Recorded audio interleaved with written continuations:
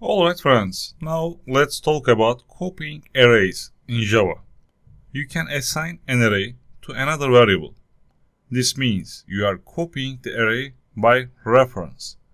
For example, if you have an array like this, integer numbers, and then my element is 1, 2, 3, 4, 5, you can assign it to another array like this. I come here, I say integer, I open and close my square brackets, and then I say copied array.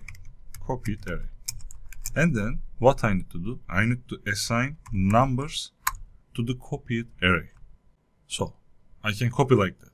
And we already know how to print the element of this array. We can use a for each loop. So I come here, I say, I open my for each loop, and then I say number for each element.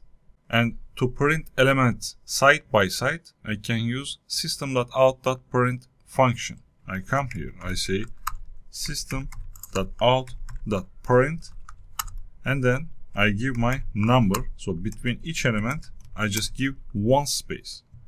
Alright, so let's run it using Java main Java command. As you see, I copied my array and printed on the screen. Super.